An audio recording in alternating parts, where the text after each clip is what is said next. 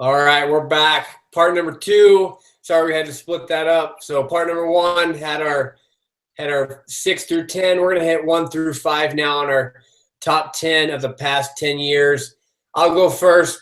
My number 5, I have a current wrestler Brock Hardy. Number 4, I got Roy Nash. Number 3, Ethan Lofthouse. Number 2, I have Jason Chamberlain. And number 1, I have Taylor Lamont. Quick rundown on my 5. At number 5, Brock Hardy. He's the only current wrestler on the list. He still has a year to go. He can move up quite a bit, in my opinion.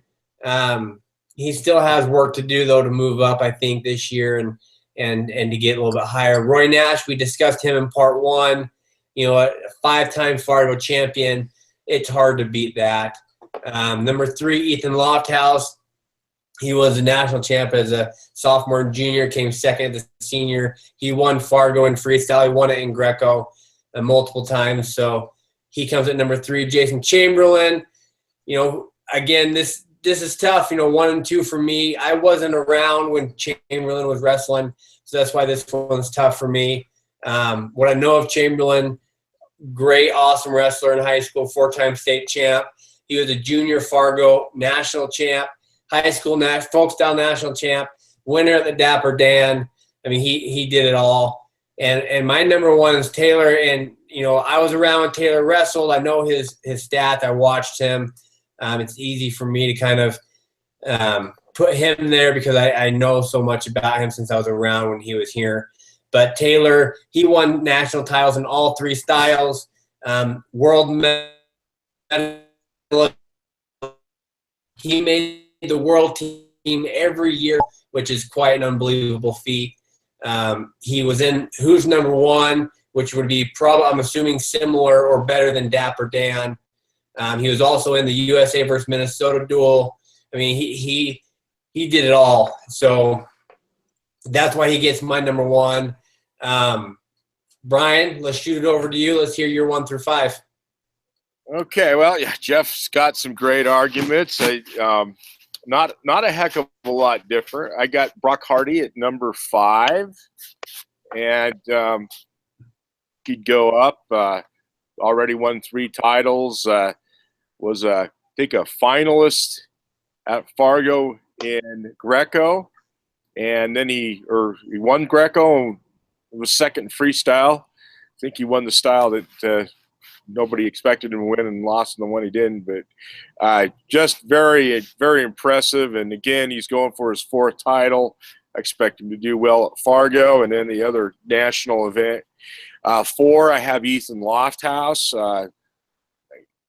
And in my been wrestling around, I maybe thought I could have put Ethan a little bit higher.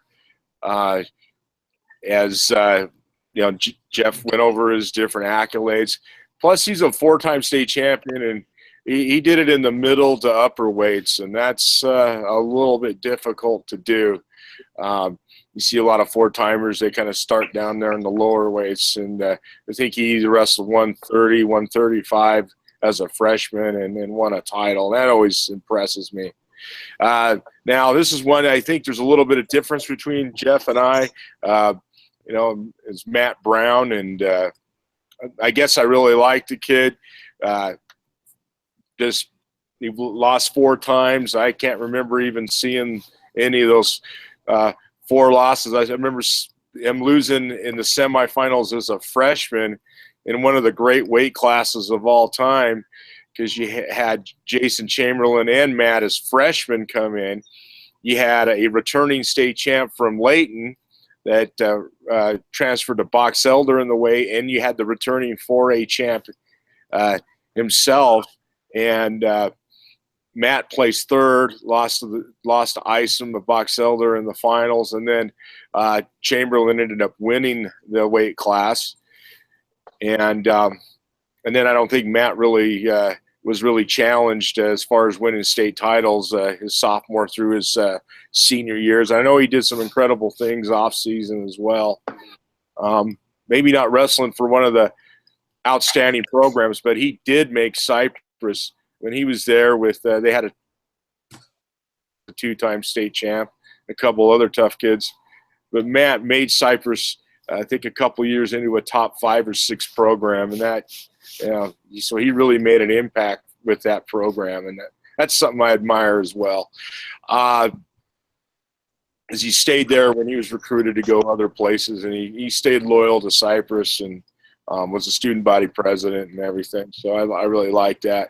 My second choice, again, Jeff and I differ a little bit, but I have Taylor Lamont number 2. His accolades speak for themselves. But I went with Jason Chamberlain number 1, and I guess the reason why I guess maybe it came down to the high school career. And I just thought he was just a hair. And again, this is like Cole was saying, this is like debating who's better, Michael Jordan or LeBron James.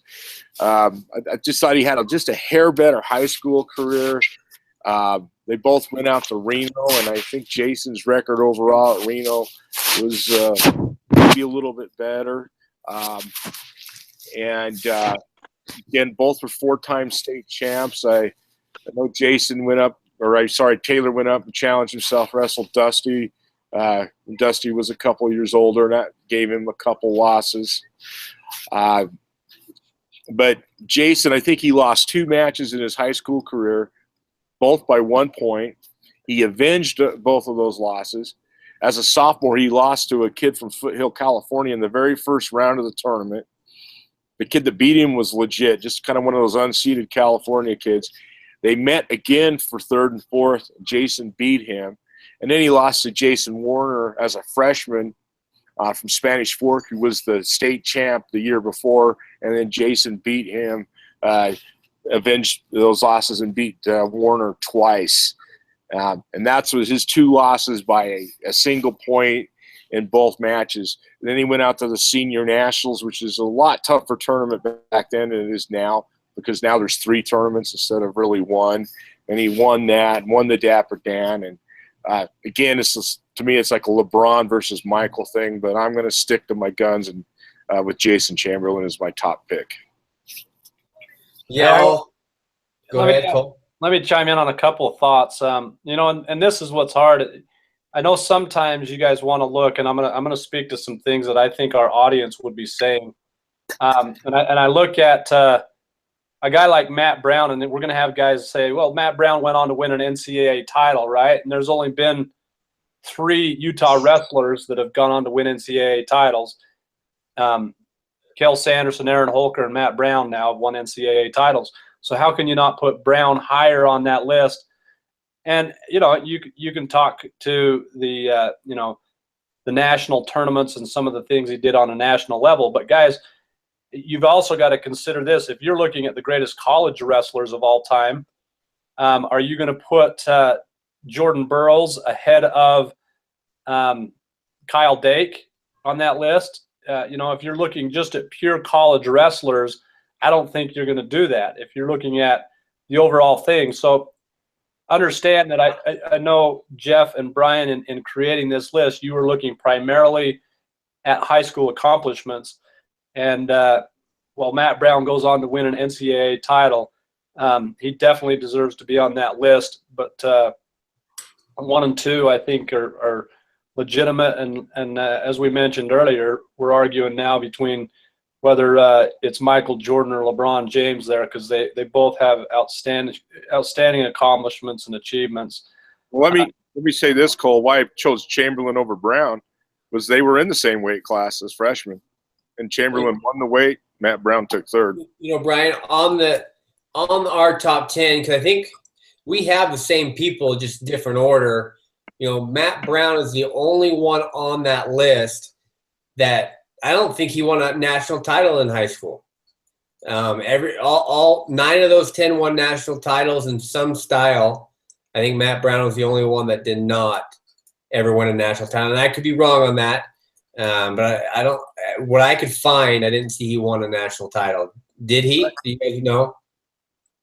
I'd have to look, but I don't know. I know I was able to take Matt Brown in 2003. We did a little exchange with Russia, and I was able to take Matt Brown as one of those wrestlers that we took to Russia. And we got trashed. I mean, it was so bad. But Matt was an 8th grader at the time. He wasn't even in high school yet. And I want to say that he was wrestling. I can't even remember the weight class that he was wrestling in, but Matt was one of, I think, that we had on that team that actually competed and had a chance to win in their matches when we were in Russia. And so I've always been impressed with Matt as a person, always been impressed with Matt as a wrestler as well.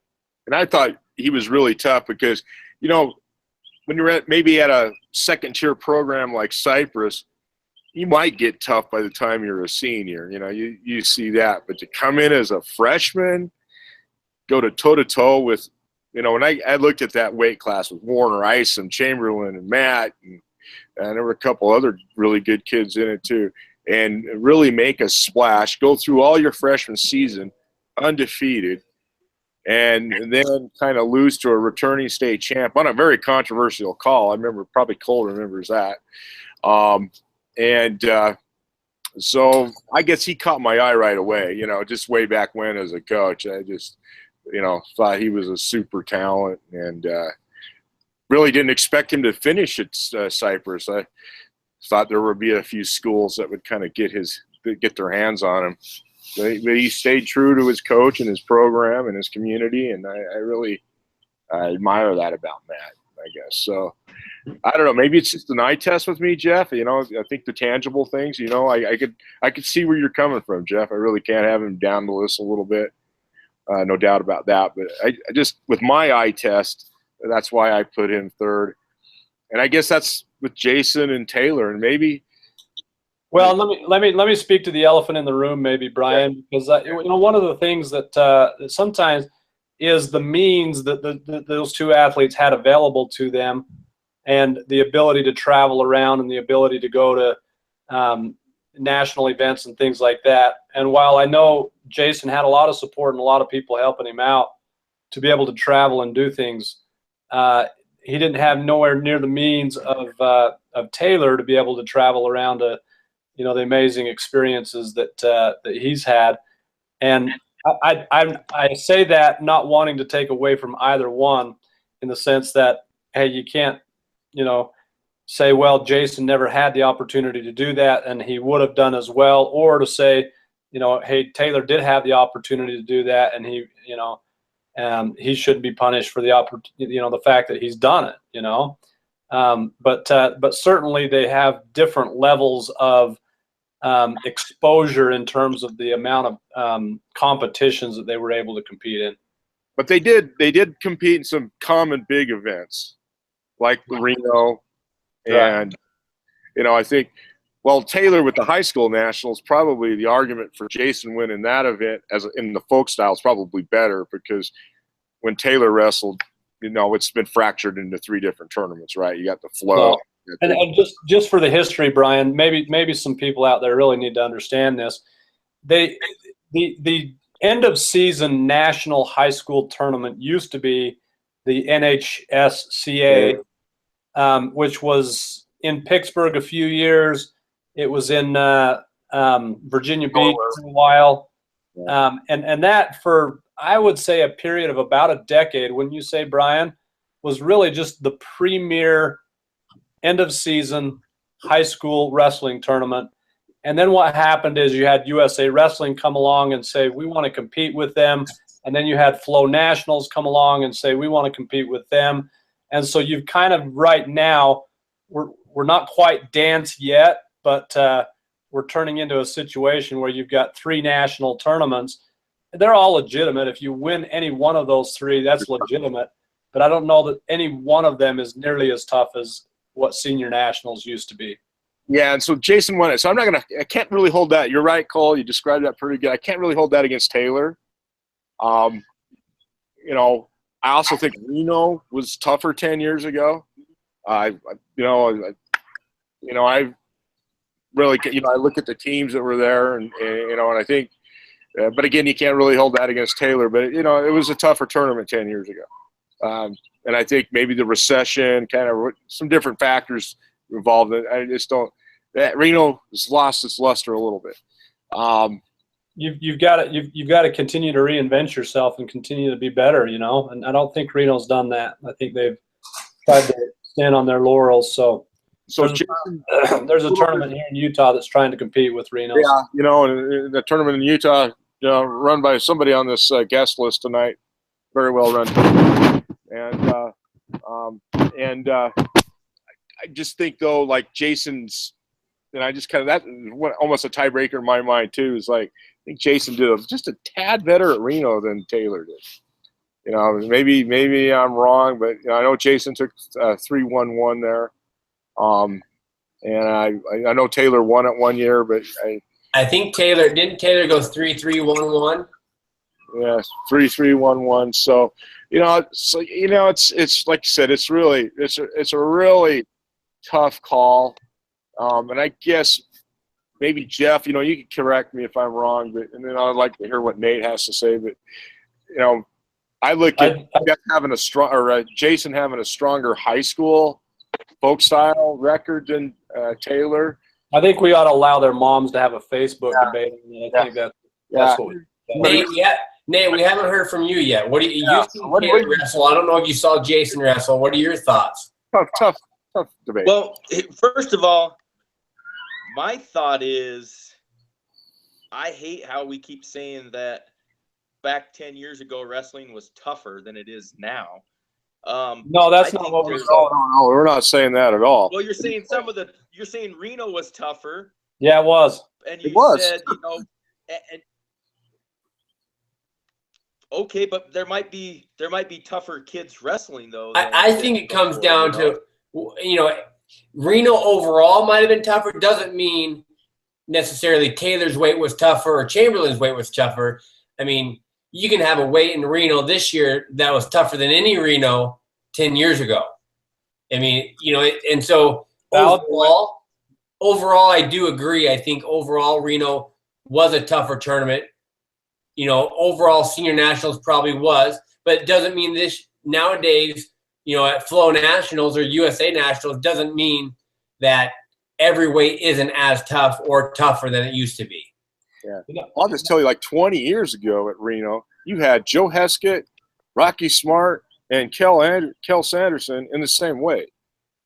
Right, and that's what I'm saying. I think it comes down to weight class. I mean, every weight class is different. Sometimes if you looked at the results, Jeff, at Fargo today, and said, okay, and you project these guys 4 or 5 years in the future, these are the guys going to be battling for NCAA titles. Right. You could probably say that. High school nationals 10 years ago, you could probably safely say that, you know, that the guys that were placing there in the NCAA tournament. Now, to me, you can't really tell because it's divided up 3 ways. You know, you might have a couple studs in the Flow National Tournament, a couple studs in the USA National Tournament, a couple studs in the what's left of the NHSCA tournament, you know. So I don't know. It's like it's hard, you know.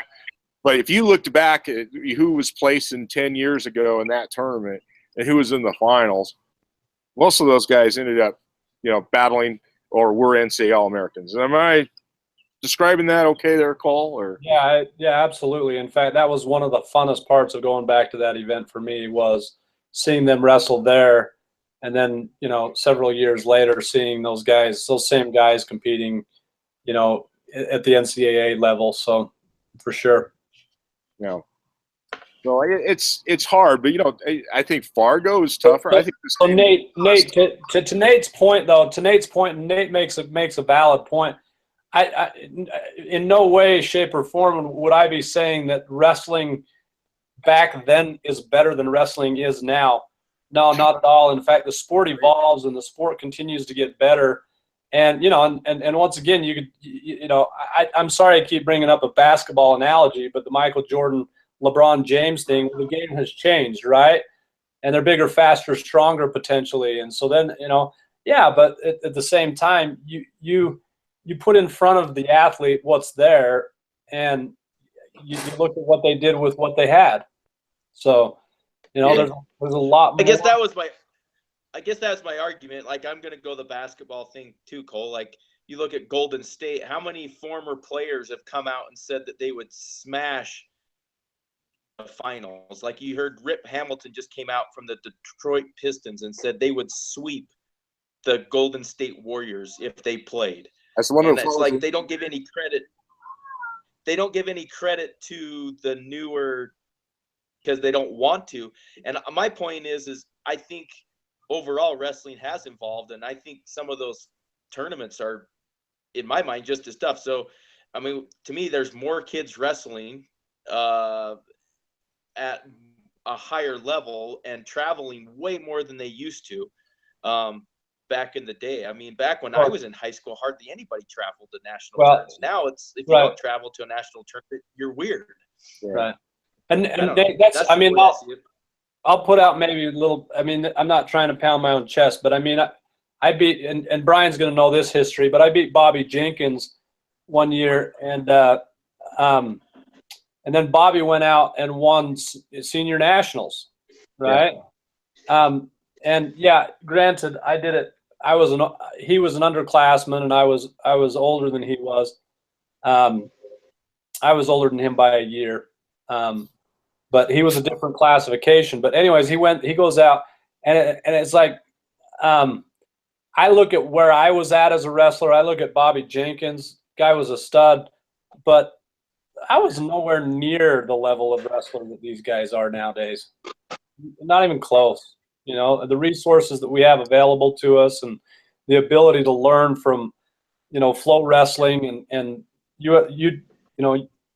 USA Wrestling website, et cetera, and the technology, kids learn faster. The kids pick up on more, and they're far superior than when I wrestled in high school. What's hard is to divorce the college success out of it. You know, as much as we tried, and, you know, Jeff set the criteria really well. But I really look with the long view. I look at the wrestlers of the late 90s as kind of a little golden age of Utah wrestling. Cole coached one of those guys, you know, and with Aaron Holker and Kel Sanderson and those guys, Justin Ruiz, and they delivered. They delivered at the next level and at the Olympic level and so forth. And so, like with Brock and Taylor and these guys that just recently came through, it's a little bit hard to project, you know, how they will do. I think they will do very well and be NCAA All-Americans, maybe Olympians.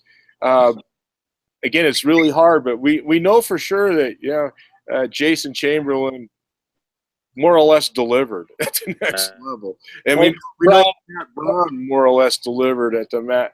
And, you know, I really, when I was, you know, like when I watched Matt Brown years ago, and maybe, can I say credit to myself, I looked at him and said, this kid will be an NCAA All-American. Brian, see, this is the thing, though, Brian, is if we were going back 20 years, right?